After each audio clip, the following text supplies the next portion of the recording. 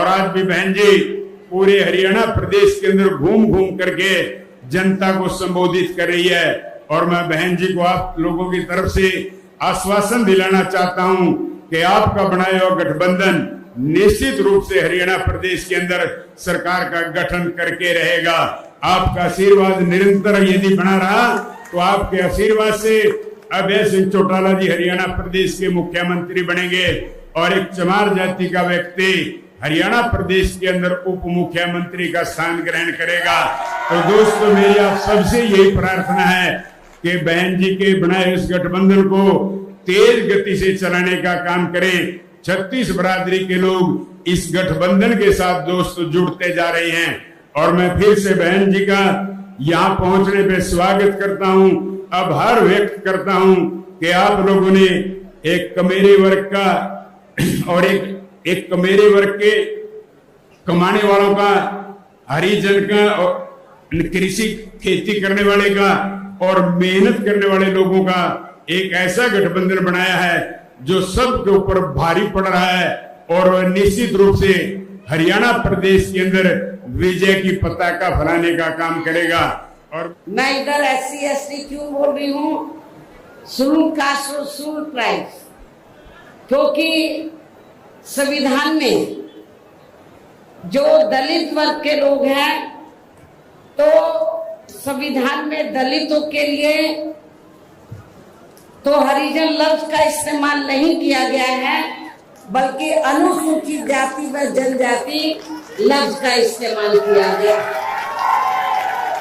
मैं चाहूंगी इन लोगों के जो पूर्व स्टेट अध्यक्ष हैं तो मेरे ख्याल वो भारतीय संविधान को जरूर स्टडी करें, पढ़ें और ये देखें कि अनुसूचित दलितों के लिए क्या लफ्ज इस्तेमाल किया गया है।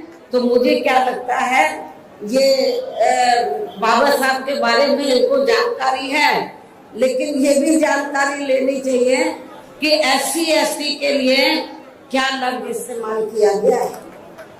क्योंकि मुझे याद है सन 1977 में जब मैं वकालत की पढ़ाई कर रही थी, LLB फर्स्ट ईयर की स्टूडेंट थी, दिल्ली यूनिवर्सिटी से पढ़ रही थी। 1977 में जनता पार्टी की सरकार बनी और इन्होंने वोट क्या कह के लिया था कि हम स्वर्गीय श्री बाबू जगजीवन राम जी को देश का प्रधानमंत्री बनाएंगे, जिसको कांग्रेस ने नहीं बनाया। कांग्रेस ने भी नहीं बनाया जिनको, और जनता पार्टी ने भी नहीं बनाया 77 में। तो दलित वर्ग के लोग, अनुसूचित जाति जनजाति वर्ग के लोग पूरे देश में बहुत नाराज थे, खफा थे। तो उस समय उन्होंने दिल्ली में एक 3 दिन का जाति तोड़ो सम्मेलन रखा और उसमें ऑल इंडिया की तरफ से तो यूथ की तरफ से, नौजवानों की तरफ से मुझे उन्होंने इनवाइट किया बोलने के लिए। और जब मैं उस सम्मेलन में बोलने के लिए गई तो वहां पर जितने भी जनता पार्टी के नेता थे तो वो बार बार हरिजन हरिजन इस्तेमाल कर रहे थे। तो मैंने उनको कहा कि एक तरफ तो आप जाति तोड़ने की बात कर रहे हैं और दूसरी तरफ आप हरिजन कह रहे हैं। यदि हम इसको पॉजिटिव सेंस में ले तो हम तो हरि का मतलब ईश्वर, हम तो ईश्वर की औलाद होगी, तो बाकी लोग क्या शैतान की औलाद है। ये मैंने 1977 में जब मुझे उन्होंने ऑल इंडिया की तरफ से इनवाइट किया तो ये मैंने वहां पर बोला था।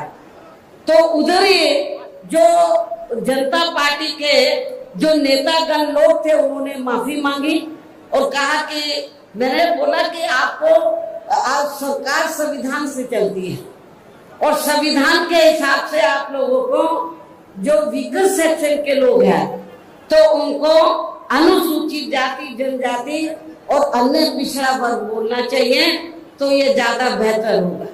उनको रियलाइज करना पड़ा और ये कहना पड़ा कि बहन जी जो बोल रही है वो सही बोल रही है।